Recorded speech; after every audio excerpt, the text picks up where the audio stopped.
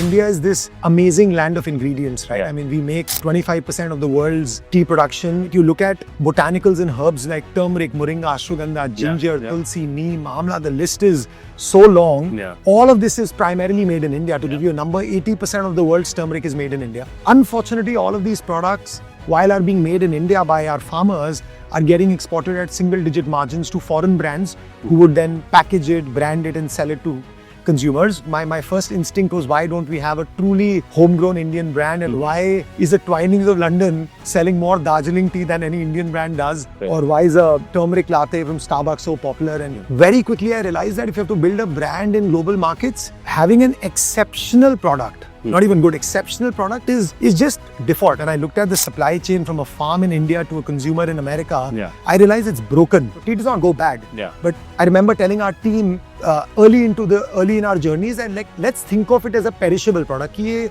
product खराब हो जाएगा. Out of all the exports we are doing, only 0.5% is e-com exports versus a China doing 7.5% of their overall export volume through e-com, right? And the mom and pop shops there are selling more on e-commerce than we as a country are selling all across the over board. today. Yeah. 10 years of building a global brand from India.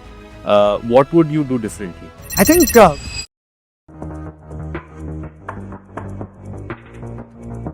Hello and welcome to Borderless Business, a podcast where we discuss ideas and strategies that can help you build global businesses from India. Today with us, we have Bala, founder of VAHDAM India. Thanks a lot, Bala, for joining us. Like I said, right, it's so difficult to make this candid when you've already had a conversation before starting this. But like I told you, huge admirer of the brand. Not just me, my entire family, especially during COVID. The turmeric tea, I almost had it twice a day, every day. So absolutely love it. And the only tea that my mother drinks that's not the doodh wali chai.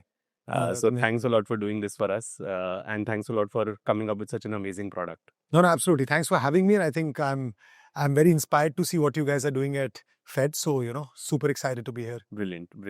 So we'll structure this into sort of three broad parts. And before getting into the meat of the matter, I would like to first understand your journey, introduce our audience to you, the brand, the amazing work that you've been doing. So started this when you were 22, 23, a young guy exploring the business side of things in an economy that's not known for being the most easiest place to build a business, especially an export-first business. How did that start? Right. No, it was 10 years back, but who said I'm still not young? So, so I think, and I'll tell you a little bit about how, we sort of got to starting VAHDAM. I personally actually come with a background of almost 90 years in the tea industry. So, I'm actually the fourth generation in my family to do something in tea. Yeah. And related products. And growing up, to be honest, I had absolutely no plans to sort of join the family business. We had a small family business, and while we come with this lineage, it was more passion than profits, right? So, and from the outside, it was very, very boring and commoditized, this entire industry. Yeah. So I actually had no plans to join. Yeah. Personally, I had this entrepreneurial drive to sort of do something of my own and create. I was enamored by all these, all these entrepreneurs globally creating such fantastic companies. And I think even in India, we saw that sort of coming up with some amazing companies coming out of India. While I was doing my undergrad, I did something in digital marketing. I was also running a youth network. Didn't sit for placements, right? I was very sure I didn't want to go for an MBA. Amazing. I did the undergrad because my mom thought I will not get married otherwise. Yeah. That's why I had to do an undergrad. But, I was just hell-bent on doing something entrepreneurial. And I think it's only after my undergrad when I started to look at different industries, right? And consumer brands was obviously coming up in a big way. There were a couple of companies who had, raised some capital. And that obviously, and I understood that as well because I understood digital marketing a little bit. That's when I started looking at different industries, and one of them was, of course, the tea category, right? And given I had this family business, I decided to join that for a couple of years to also get some learnings, and and at that point of time, I had no other choice but to join. So I did join the family business for a couple of years, and that's when I actually realized 3-4 things, and that opened my eyes, in fact, around a few things. about this category, which then led to sort of, the thought of VAHDAM India. And I can maybe talk about that. One, Ronak, if you see, right, I mean, India is this amazing land of ingredients, right? I mean, we make 25% of the world's tea production. And not because I am an entrepreneur from this space. I genuinely believe India makes the finest teas in the world, right? You look at botanicals and herbs like turmeric, moringa, ashwagandha, ginger, tulsi, neem, amla. The list is so long. All of this is primarily made in India. To give you a number, 80% of the world's turmeric is made in India. Oh, right? Amazing. And this is also the largest employer of organized labor, pretty much after the railways, right? So this is a massive industry we are talking about. But very quickly, I saw that, unfortunately, all of these products, while are being made in India by our farmers, are getting exported at single-digit margins to foreign brands who would then package it, brand it, and sell it to consumers. And that made no sense, right? I think my first instinct was, why don't we have a truly homegrown Indian brand? And why is the Twinings of London selling more Darjeeling tea than any Indian brand does? Or why is a turmeric latte from Starbucks so popular? And and most of these people don't know it's Indian. So that was number one. Number two, I think, I think the internet had changed a lot of things. So I think I always believe that the internet has not only democratized brand building, but it has truly democratized global brand building. Just think of it. I think sitting out of India, sitting out of Delhi, you could sell anywhere in the world, right? With the kind of ecosystem we have today. And even in 2015, that's what blew my mind. Because, just imagine, even if I would have started this company in 2005, the only way to actually build a global business is go to a foreign land and, set up shop in an office and launch 5 products, go to a retailer. And there are high chances you will fail because you have no idea about the market. And most importantly, all of this takes thousands and thousands of dollars to even move the needle, right? So the classic example of one brother is in the US, one brother is in India. This guy exports, that imports, builds the market.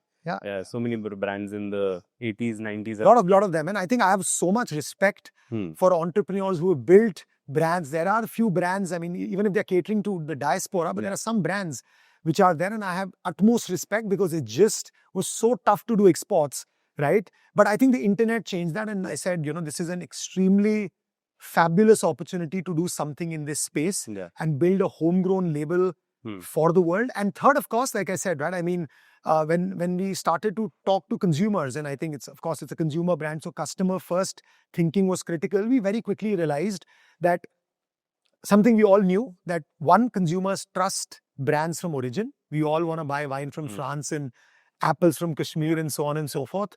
Number two, I think in America, in Europe, in a lot of these Western countries, people and consumers were truly willing to pay a premium for brands which would give back to the value chain, were ethical. Number three, brands had moved from being that perfect, being perfect to actually being real and human, right? So having authentic stories behind a brand is something which was getting more trust than some of these other brands which have been there for many, many years, right? And a lot of them, the quality was only going down. These 3 things I said, just told me that there is this huge opportunity to do something in this space and build a brand for the world. And, that's how I decided to just take the plunge. Nice. And what were the first few sort of days like of building this, right? Exiting the family business, starting something from scratch, and thinking of building a truly global brand, right? Once you have that idea, how do you let it germinate? How do you build it? What were the first 6 months like for you? Right. So I think, honestly, the first 6 months tends to be the toughest, especially with, what we were doing. Also, 2015, was very different. I think the ecosystem had not involved the venture ecosystem. You didn't have enough examples of entrepreneurs doing this, from a global play, like everything around compliance, logistics. So I think the world's changed in the last 10 years and the ecosystem has only moved to become amazing for entrepreneurs, supporting entrepreneurs, which is fantastic. But that time, obviously, all these concerns were there.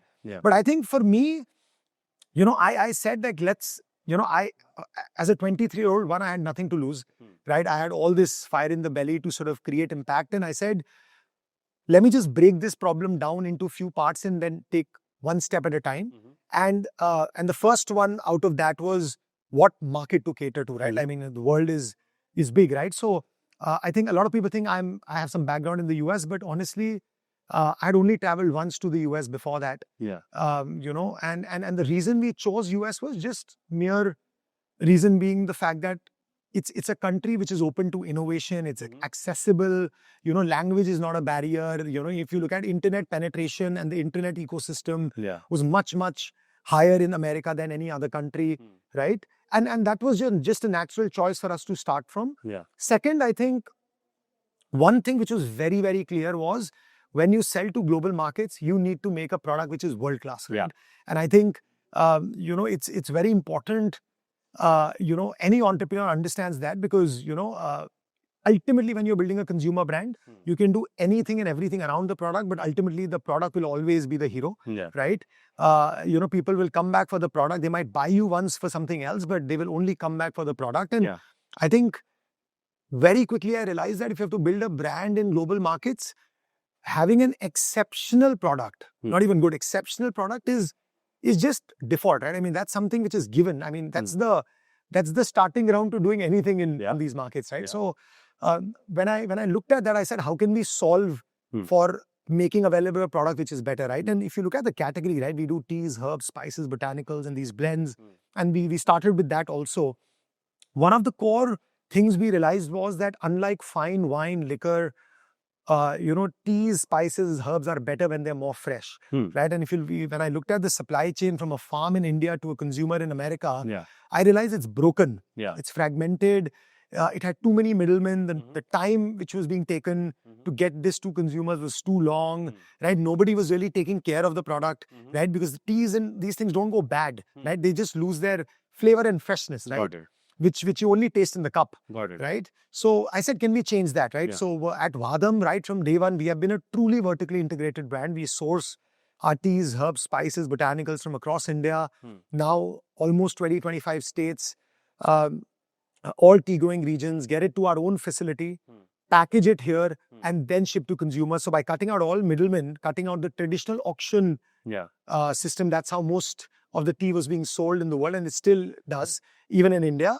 We were able to make available a much fresher, higher quality product to consumers, right? And that's what also led us to believe that, if we have to think long term, we have to manufacture in-house. Right? So unlike a lot of brands you would see in the D2C space, I think we were very clear that we have to manufacture everything in-house. So we did that. And when you sort of do that, and when you have a good product and you go out and tell your story in a very authentic way, which is what I did, right? I picked up 10 of these tea groups and I just started writing a post very authentically that I'm this person from India and I source some of the best teas and I think you will like the products better than anything you would have tried. And obviously some innovation we had done in the blends. Please try us, right? And that's really how we got our first few consumers. They obviously started talking to many more consumers and got to a certain scale in 1.5 years. Very, very basic still from where we are today. I think very early days. But that just told us that there is something right we are doing and we've just sort of worked from there. Got it. So this gives me a lot of threads to pull on, right? I'll get into the supply chain, I'll get into the building a brand, building narrative, building story, getting on Oprah, getting shout-outs from Ellen, stuff like that, right? But before we get there, what is the business like today, right? You call yourself a wellness brand from India. So what's the portfolio like? You started as tea, but now you've grown into value-added products. What are these products like? Let's understand the business, revenue, everything. Absolutely. So I think firstly, we were very, very clear from day one that we want to take the best of India to the world. Got it. That has now obviously, we have sharpened that positioning to say that, want to take the best of native Indian wellness wisdom to the world. And when you look at some of these product categories, right, these are amazing for you, right? These are the most natural things you can put in your body, and after water, they're one of the best things you can put in your body, right? So super healthy, supports holistic well-being, and all come from India, right? And that's why we didn't put teas in our brand name, like it was always VAHDAM India, right? While we... So, sorry, this was a conscious choice right at the top, that you want to be a wellness brand. Absolutely. So we knew that the ultimate vision was that we started with teas. But from day one, we knew that if you're able to make this work, like this one category, small category work, then we can obviously sort of branch out into a bunch of other things, right? And which we obviously did at the right time. So I think we did only one specific part of this category for like 6 years. When we got to some scale, when we when we believe that we are now ready to sort of, and mostly it was driven by consumer feedback. So when we were doing a lot of our teas had turmeric and ashwagandha and ginger. So I have in my email ID on every pack which goes to all these consumers, right, across the world. And I get a small note, right? Yes, so it's brilliant. So I'm glad you're aware of that. So every 25 days I get a new pack of 50.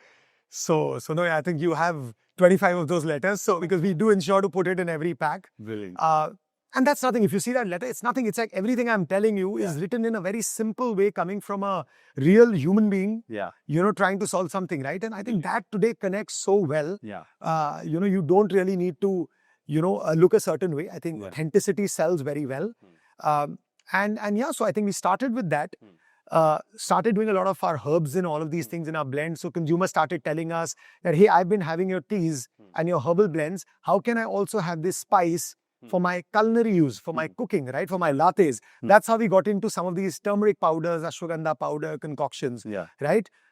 When we started doing that, I think in the last couple of years and before, we've gotten a lot of feedback from consumers that, hey, I also have turmeric capsules for my inflammation support, right? Why don't you, and I love your quality of your turmeric, your ashwagandha, your moringa, all these products we sell. Why don't you bring a capsule out, right? So we are also now getting into herbal supplements, right? So I think that's been the progression, but absolutely from day one, the vision was to sort of do much more than just tea. And then, when we sort of reached those milestones, we were able to sort of get to that. But today, yes, we do teas and infusions. We do wellness spices and powders, and we do herbal supplements. And that's really the three sort of broad buckets. 3 pillars, yes. Got it. 3 pillars. And what's the business like? So right now you're doing a top line off, and within each, how are you doing? Right. So I think, overall we will close this financial year 25 at a revenue of approximately 270 crores, right? 95% of that revenue comes from India, outside India. In fact, 97% of that comes from outside India. So we were also very clear from day one that we are building a brand for global markets. It does not mean India is not an opportunity. I think we might do something in India, and we've thought about it many times. And I think we've always end up reprioritizing our core markets. But yes, I mean, this was always a global play. And because if you really look at it, right, the positioning, the products, the story, I think it's relevant to every market in the world, right? Because ultimately, turmeric is only grown in India. Or majority of turmeric is grown in India, and same for tea and so many other products. So we believe we have a ticket to win in all these markets. Ultimately, of course, I think it's a long journey. And like I tell my team, if a Twinings of London can be in 100 countries, I believe VAHDAM can be in way more. And you are in 100 now, right? So I mean, we've shipped on paper from our global store to 143 countries. Amazing. But when I say being there, I mean with a much more deeper presence, which we currently have in like 7-8 markets, but potentially want to do in many, many more. Got it. So your hero markets would be US, North America, Europe, and UK. Got it. Interesting. And then so when you think of building a business first in the US, right? What was that journey like, right? You must have traveled frequently to that market. How did you go about building a consumer base? Yeah. So I think absolutely. I think definitely. I think if it's a consumer-facing brand, getting to know your consumers, selling to them, understanding their needs, problems, marketing to them, solving their needs, being around them. I think that's just by default a very important part of building a business in any market. But I think for us, given the fact that we were online only for almost. We got into one chain in the end of 2019, and then the pandemic happened. So I would say like we were online only till like 22, right? I mean, we were like here and there, we would be in a few stores, but that was not our strategy. Got it. And that obviously helped us significantly because I think one, these are like very, very, very large TAM markets, right? I mean, with teas, infusions, supplements, and everything India has to offer, these are potentially very large markets. So I think even if you can do one market and even if you can do it to a certain scale, you should focus on that. And that's something we were very, very clear with, right? So for our listeners, right? What are these? How large is this market? How large is the infusions market? How large is, let's say, US as a market for infusions? Maybe we can understand some of these. So I think, I mean, if you look at the tea, and teas would include infusions and all of that, I think would be like America alone would be like an addressable market of, almost $3 billion, which we can cater to. Yeah. A total market, if you add experience, Horeca, some of these other segments, the more value-added products, I think it extends up to $5 to $7 million. RTDs, ready to drink, is a big category, right? So it's a $5 to $7 billion category in America alone, and Europe is as big, right? So these are like very, very large. And how does India compare to those in terms of size? India is approximately $2 billion, but 95% of that is dominated by your Doodh ki chai. My mother. So your CTC tea, which is more of a latte. You put a lot of milk and sugar in it, and a little bit of milk, and that's very native to India. That kind of tea you don't generally see. The masala chai you don't see outside. But outside of that, I think it's $100 million sort of a category. Very small. So relatively smaller, yeah. Got it. So your market mix reflects the size of the markets as well. Also, yeah. Amazing. So getting into sort of the next thing, right? You said you're a vertically integrated supply chain, right? What was the supply chain before you got in? When you say there were auction houses, maybe you can give our people some understanding of that first, and then what were the changes you guys brought in? No, absolutely. So I think if you look at the overall value chain, right? Like all these products are harvested and grown across India, right? And we've got some amazing farmers who understand their skill. They make some of the finest products. They're so passionate. Their regions within India would be? For tea, it would be, say, Darjeeling, Assam, Nilgiris, primarily, 3 jewels. And then there is Kangra, Doors. There's one estate in Sikkim as well, right? So approximately 6 regions, but 3 of them dominate. And then when you talk about spices, there'll be like a cardamom from Kerala and turmeric from so many other regions, and like so on. There's so many herbs, like we do almost 100 plus herbs and spices. So all of that is across the country. Turmeric from Lakadong and so on and so forth, right? And traditionally, all of the problem was never making the product. Like we always knew how to make the product, and all these brands were selling it anyways, right? The problem was nobody after the product was made was, one, taking care of it, and second was Indian brands were not able to market it, right? Even if you see traditionally, right, Tata's buying Tetley, like Indians have been buying a lot of these global brands, and a lot of the tea they sell is actually Indian, right? So it's like, it's a very interesting story, and we said, why can't we sort of change that? And from a supply chain perspective, I think we just said that, we need to ensure that it is, can we make it, can we think of it like a perishable product? So tea does not go bad. But I remember telling our team, early in our journeys, and like, let's think of it as a perishable product. कि ये product खराब हो जाएगा 3 महीने बाद, like any other perishable product. If you think of it like that, you will think of the supply chain in a very different way, right? So we started sourcing from these farmers. Even today, like 95 to 97% of all our sourcing is direct from farmers or cooperatives. There are some partners we would work for, some spice which we are not doing at scale and all of that, where we still do, with some sort of a trader, but it's generally cooperatives or farmers directly, right? So that was one. How do we go direct? So how do you source directly, or how do you go direct to the source before you start sourcing? So that's number one, right? Then so and traditionally, and even today, it's done through auction houses, where it will go 2 months after the product is made. Samples will go to buyers. They will come. They will bid. It's an e-bidding system now. Earlier it was manual.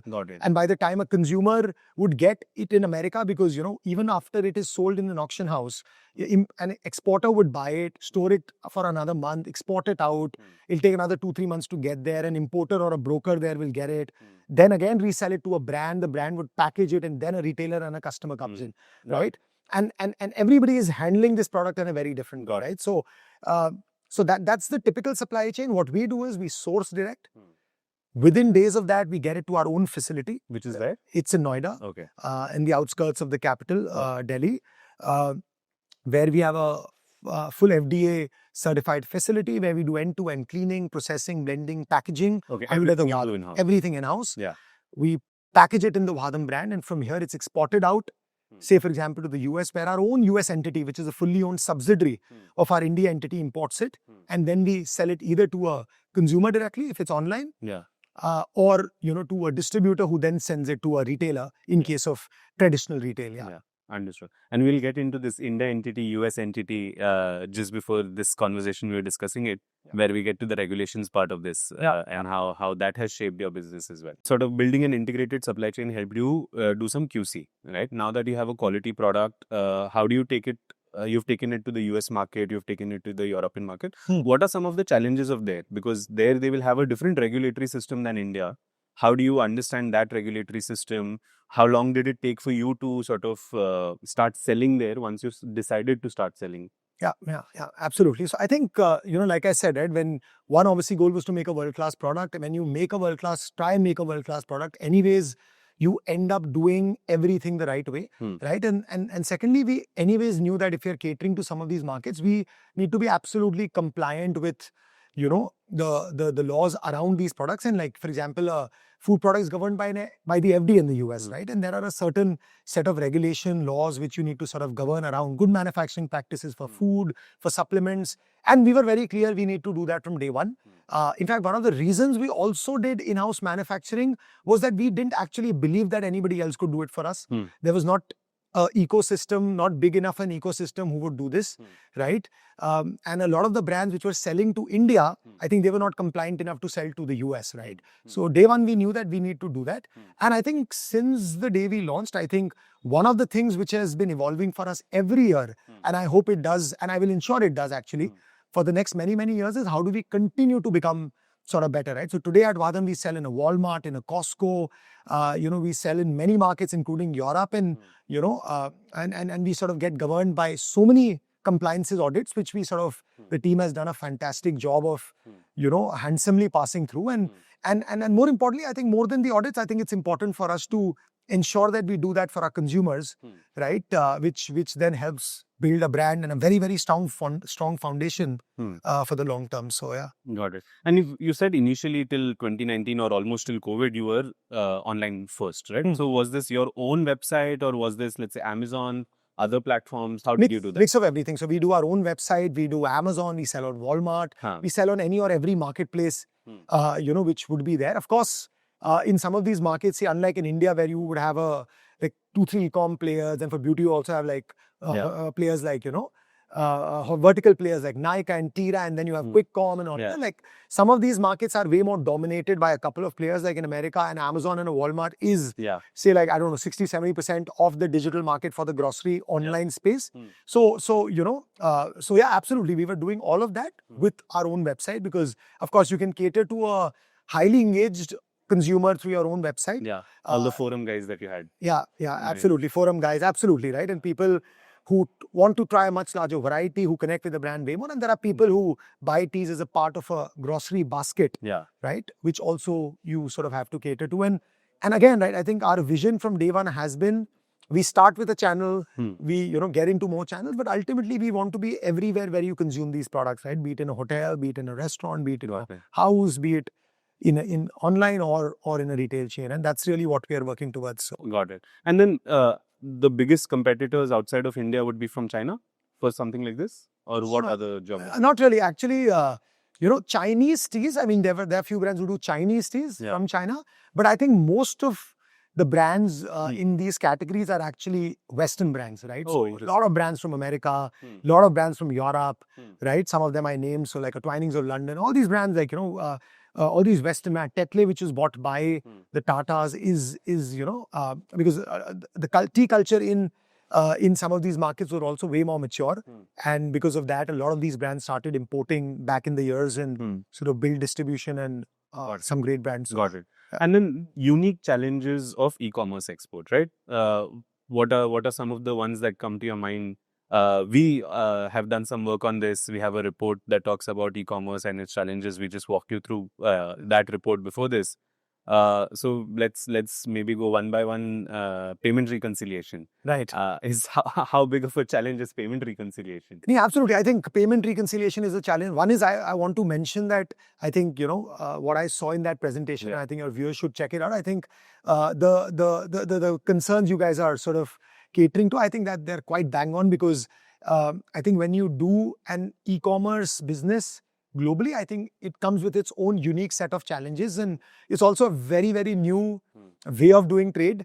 So, I think even the government and, decision makers are getting there in terms of their understanding of how this works, right? So actually, maybe can you explain for people what is this newness, right?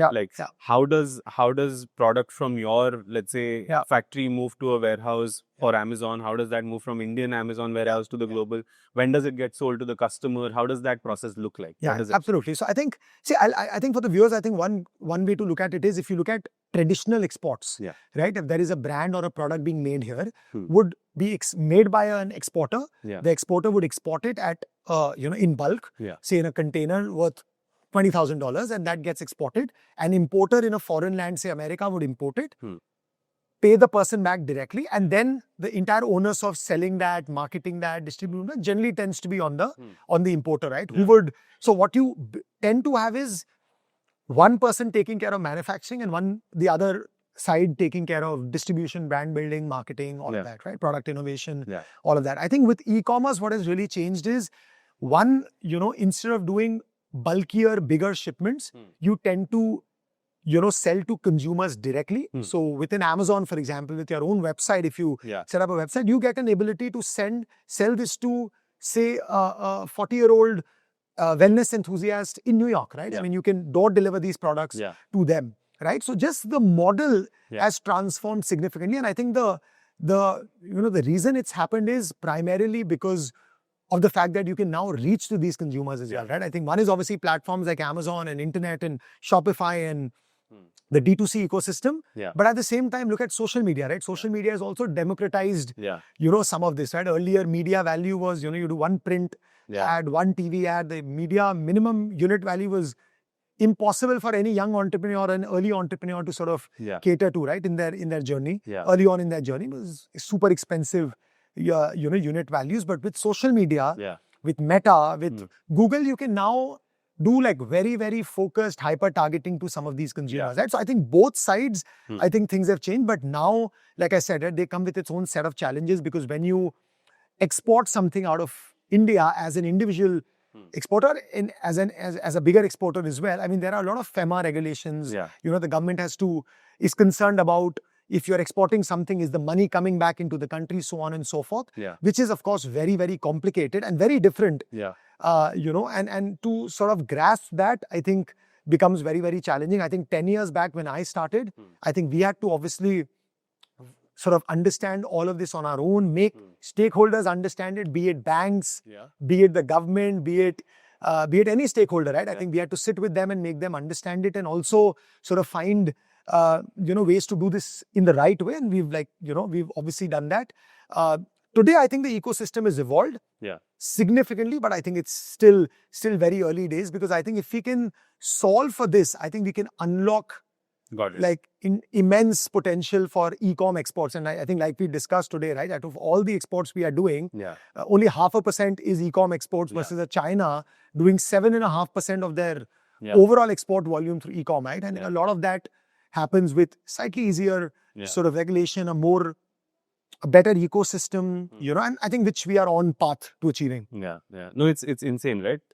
China 7.5% on a $4 trillion global export is the mom and pop shops there are selling more on e-commerce than we as a country are selling all across the board. It's insane the scale at which it happens. And I'm guessing the reason they're able to do this is because ease of exports, right? So when we think about ease of exports, right, what are some of the things that will make it easier for someone like you to export? Right. So I think I'll just break this down into like 2-3 sort of categories. I think one, for you to build a successful business, export or in your local market, even more so important in export because the competition just expands, is making a world-class product, making that product better than anybody else, making that product cheaper than anybody else, so that you can also market that better to consumers. So I think anything which helps entrepreneurs manufacture more and better in India is going to make a huge impact on exports. Right. Of course, that's just a natural sort of progression.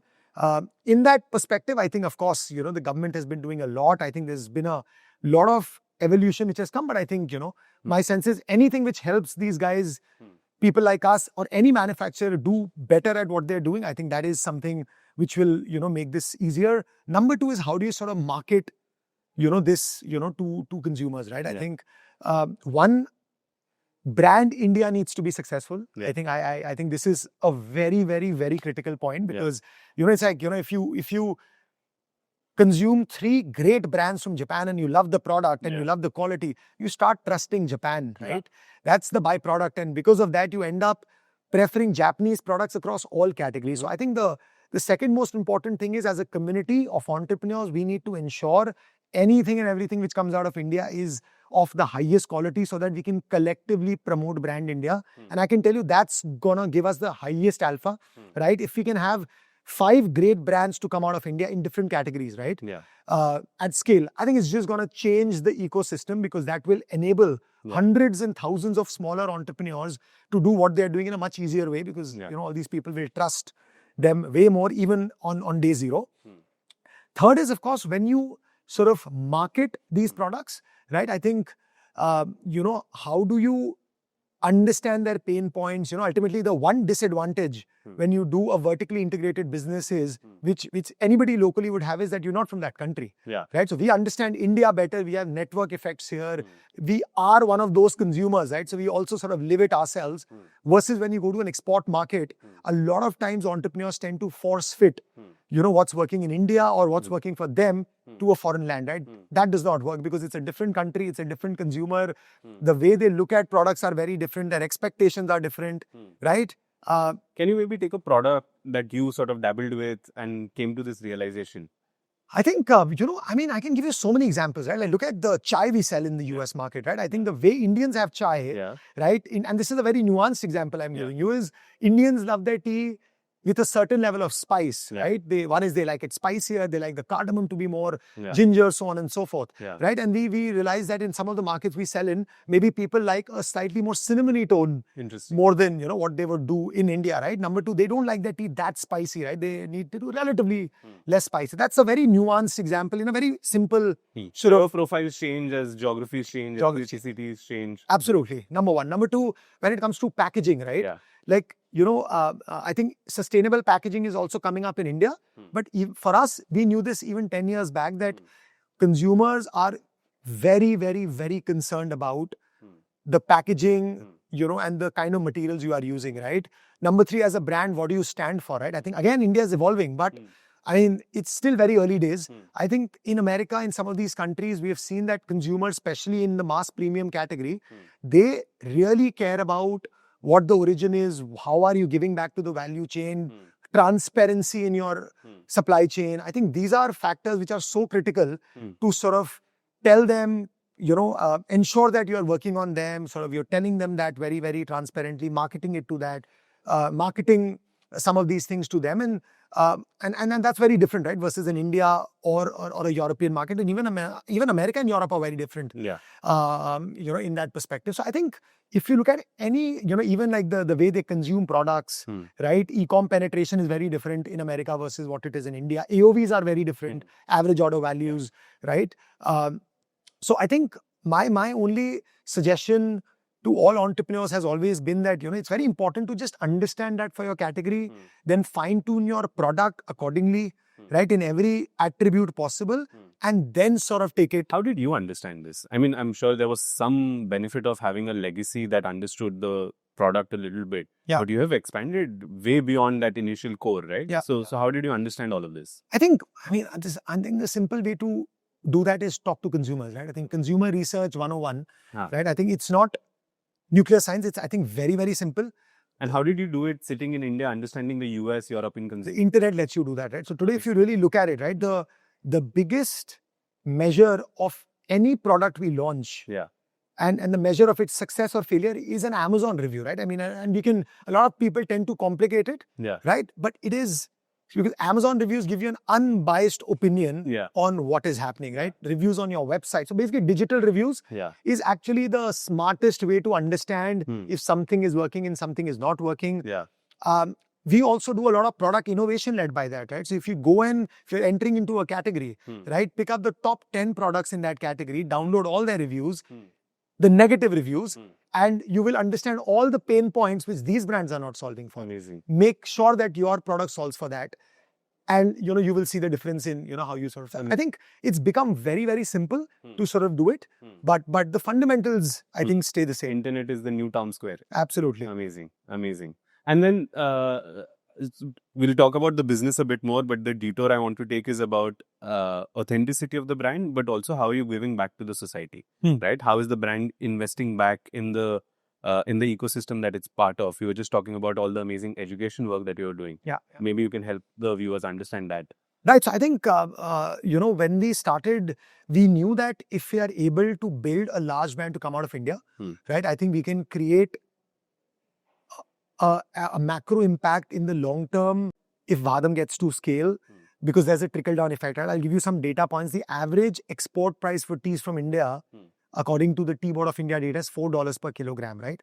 VAHDAM's average selling price, if you sort of take it from a per kilo perspective, $75, right? That entire difference is value retained in India to some level, right? So, so while we knew this will happen, right? Think of it like a Dilma and what they did for Sri Lanka in the long run, right? When Dilma sort of became a brand and the kind of impact it created and so on and so forth. So that was one, right? But that we knew will take time and it will only come with scale. At the same time, we said, what can we do for our value chain on an immediate basis, right? And that's why, on our third Founders Day, which is almost 7 years back, right? We launched our flagship initiative called Teach Me, right? Teach Me is basically an initiative where we allocate a minimum of 1% of our revenue towards the education of our farmers' children. Why education and why Teach Me? I think it's very simple. When we sort of started talking to some of our partners, we very quickly realized that the ultimate way to solve for this and, the problem of low wages and the problem of so many issues, right? Sanitation and so many kind of issues which are there in these, which is primarily led by, low wages and a livelihood which they are not able to afford. I think can all be fundamentally solved by educating the next generation better, right? If you educate them better, they will earn a better livelihood, they will take the right decisions, they will bring innovation. I mean, that's the fun. And you have to find one problem and be very, very passionate about it.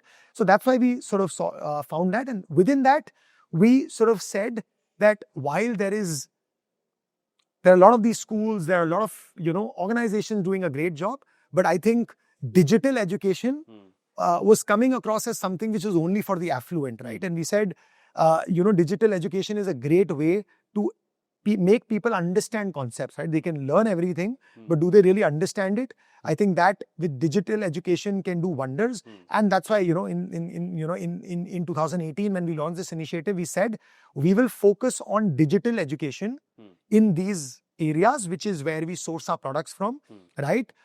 Children of farmers. These are like 3-4 things we sort of wanted to cater to. And within that, we will open digital learning classrooms, right, within schools, where we will make available high quality programs which is parallel to their curriculum, so that they have this place where they can come for no cost, open it up, even if they don't have a TV in their in their school. We will set up that entire digital classroom with a TV, with a set-top box. We will get the content for them in their local language, parallel to their curriculum, and make that available for them, right? So that they can just understand all these things better and sort of do well in their curriculum, right? That's one part of it. With that, we are going to be opening our 100th school incidentally this week. Amazing. Right? So our 100th school with a digital learning center under the Teach Me program. The second part of this program is where we allocate scholarships. So, folks who want to go for higher education, we have, we sort of call for applications within all our partner estates in all these regions we work with. And within them, we have a committee where we, on merit, we sort of give aid, scholarship aid and full scholarships for people who want to sort of go for higher education, right? So these are the two things we're focusing on. And I think this is one of the few things we are the most proud of building VAHDAM India. Amazing. And the common thread that I'm seeing in all the work that you're doing is you're using internet to democratize market, to democratize education. So you're like an internet first founder that's using the power of internet to do a lot of good in the economy. Absolutely. Amazing. That's been the DNA from day one. Yes. Yeah. Great. sort of two threads that I let go of, and I said I'll come back to. One is the R&D ecosystem, where you talked about how we need to sort of unblock certain regulations to be able to have more R&D happen in India. And then the other one was you having two entities, an India entity and a US entity, and what is the reason why you had to do this, right? Maybe we start with the India-US entity, and then how have regulations sort of shaped this or made this a necessity for you pretty much? And what were some of these regulations? And given that you were building a US first sort of a business, it was possible for you, but for many of the other MSMEs in the sector, it might not be possible. So maybe we can touch upon that. I think, honestly, we set up a fully owned subsidiary in the US market, our core market, in 3 years of our journey. Yeah. Primarily 2-3 reasons. One, of course, we saw a long-term future, right? Where we saw we have to do much more in that country. We wanted to get into retail, which we are now in, all of that. That was a big reason, right? But honestly, the fact that we did it so early on in our journey was also around making our entire process of selling these products more effective and efficient. So I'll give you some examples. Early on, when we were exporting out to some of these markets, when you export something, you need to bring that same amount of money back into the country and knock it off. Yeah. Right? That's FEMA governs it, the RBI governs it, and for the right reasons. Yeah. But with this model, right, with this new age internet model, it is very, very complicated because, when you sort of export at a price point, you actually don't know what price you will realize because digital marketing is like a bid system, right? You basis the time of the day, basis demand in the market, the bids change. So your percentage of marketing, spend actually varies significantly, and basis that the realization you get varies significantly. So there was a big difference in the amount. There can be a big difference in the amount which is coming back to India versus what you had exported. It could be higher, it could be lower as well, which obviously creates a big challenge and was creating a big challenge for us. Because we have to knock off everything we export and get it back.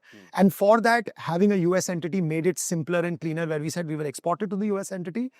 US entity will then sell it, and the US entity can just pay back to the India entity whatever we are sort of doing here, and that's the back. So that's really one of the things, one of the key reasons we had to.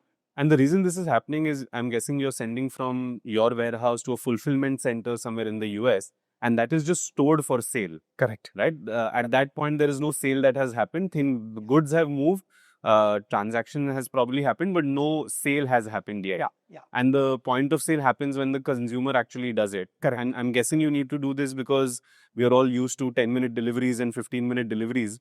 So if you want to sell in the US, probably no different. Prime day deliveries are happening. Absolutely. You can't tell a consumer, buy my product and wait for 15 days. No, absolutely. So I think one of the big things is that e-com has been designed in a way where you get, I think one of the ways e-com is built trust is by delivering faster. And I think now that's just become a default feature. So absolutely one of the reasons is that. And, I think the earlier model was we as a non-resident importer importing the product. And that typical import is not a sale. It's movement of your inventory from US to India to your US warehouse versus traditionally being an absolute sale and when you export it, right? To now where we actually are importing it from our US entity and the India entity being an actual exporter to the US entity. Sorry. Got it. And when you spoke about the R&D stuff, right? One thing is, obviously you are sourcing a lot locally, but there are certain products or there are certain things that are only available in certain markets. So I'm guessing there are also import requirements for you. So how is that ecosystem, right? When in product innovation, how is your ability to import stuff impacted your ability to innovate? Right. So I think absolutely right. And if you're trying to make a world-class product, you might need ingredients which are just native to some other country, right? It could be chamomile from Egypt. It could be some herb from Germany, which is, either India does not make it or, we don't make it in too much quantity, which then increases the price and then does not give you that competitive advantage when you're exporting it, right? So, so sometimes you need to import it for re-export. And while I think the government has ways where you can do that at no duty and re-export it, I think just having easier, ways to do that, especially for smaller businesses, will make innovation much, much easier and rampant in India. Because again, like I said, right, I think that's really the fundamental bedrock of any sort of export business. Even if you're selling in India, I think innovation in product is very, very, very critical. And I think anything which helps facilitate that, right, I think will be tremendous, because that can then change the trajectory of what Indians are doing globally, right, from an export perspective. Yeah. This whole idea of e-commerce hubs that we hear in China, I guess we need a version of that for India, where you have one place where you have everything that you need. You have a brand marketer, you have like an expert in, let's say, packaging, labeling, all of that ecosystem is available, and a young entrepreneur like yourself just needs to set up there, and then you can import stuff, you can process stuff, you can export stuff. Maybe that solves some things for you. No, absolutely. Initiatives like these, I think there are some amazing examples globally. I think China has obviously led this at the highest level. But there are a lot of ways to actually sort of facilitate that, right? For product innovation, a lot of it is also happening. But how do we sort of accelerate this? I think will make a huge difference in how much can we move this needle around, taking India to the world. So brilliant. So I think we'll get to the third section of this, which is your tips and tips for young entrepreneurs, right? As you are seeing this product category evolve, maybe let's focus on the product category first, the 3 pillars that you have. How are you seeing all these pillars evolve, and where are you seeing future opportunities in them? Right. So I think, honestly, we are still at a very, very early stage. I think these, like I said, are big markets, very native to India. I think, the opportunity is tremendous. So I think our current focus within them are basically for our current products, our current hero products, current winners. How do we just go deep with distribution, right? While we continue to make these products better as well. So I think the intent is always for even our current product, how do we continue to sort of, Rome is not built in a day, right? And I think Rome was not built in a day. And I think, even from a product perspective, even for things which are working, I think having, a mindset where you are continuously trying to improve what you're doing, I think is just an amazing mind shift change, which has helped us significantly. And like I said, right, so our current products, how do we go deeper? How do we make them better? Number 2 is, I think, innovation. I think within these categories, to give you an example, we were the first brand to launch turmeric first wellness teas, right? In global markets, and that's been one of our hero products, right? So I think continuous innovation in blends, in formats, in different ways, all led by customer insights, talking to consumers, I think is significantly important in all these categories, and that's really what we are aiming to do within the 3 sort of categories we are trying to build our business in. Got it. And are you seeing geopolitics have some sort of shaping this, because of global first business, US tariff wars happening? We are all waiting for April. Right. So how are you seeing all of that shape up? Right. I think, at least from our perspective, our category perspective, my 2 cents is that there is limited risk, because, if you look at reciprocal tariffs, which, even Trump has been talking about, and I think at some level fairly so. I also personally think even some of the other categories, like, I think we do textile, we do a lot of gems in jewelry, do a bunch of these things which we export to America. I think even if we reduce their import duties, through a reciprocal way, I don't think a lot of imports will happen in India, right? So I think my sense is that, and I think the government is understanding that, and I think they will find a midway to sort of solve this. I'm very confident on that. And when you look at agriculture, I think, anyways, it's low risk, because America does not grow some of these products at all, right? Like tea, spices, herb, America does not grow. I think we have I think we import approximately $1 billion or $2 billion worth of agricultural products from America, a lot of almonds and some of these other products, right? Where there is some import duty, I think, which the government might have to sort of take some calls on. But broadly, I think for the categories we are in, given all of that is coming from India, I think, and it's an agricultural product, I see limited risk. And from other category perspective, I think, of course, we all are waiting for April. But I think the governments will find a midway. And more than adversity, I think it's an opportunity for Indian entrepreneurs. I genuinely think it's tougher to sort of overtake a car, on a sunny day, but you can sort of overtake 10 cars on a rainy day, right? So I think from that perspective, when you look at what's happening, I think for us to export even into the US, in Europe, in Canada, all of these markets from India, I think India can be that engine, which sort of exports to all of these markets. And I think the government will, I'm sure, look at all of these aspects and then sort of finalize the trade plan with the current administration in the US. Got it. Sort of last question for you would be, now that you look back on your journey, right, 10 years of building a global brand from India, what would you do differently? I think, honestly, my 2 cents on this would be that everything we have done or everything we have failed at has actually helped us learn significantly, right? Be it manufacturing practices, be it like we've done a bunch of mistakes, right? I think building a global brand when, even, today everybody is aspiring to do that. I think the ecosystem changed, but 2015 as a 23-year-old aspiring to sort of building a global brand out of India when nobody had done it, I think it's a very different world. But I think all of the mistakes, we have done actually has helped us become much more sharper and mature in our thinking. And I keep discussing this with my team. I think all of those learnings will help us deliver the next 5 years in ways we can't imagine. And I think we're very pumped from that perspective. And I genuinely believe the best is yet to come for this entire ecosystem. And for Indian entrepreneurs selling to global markets, obviously.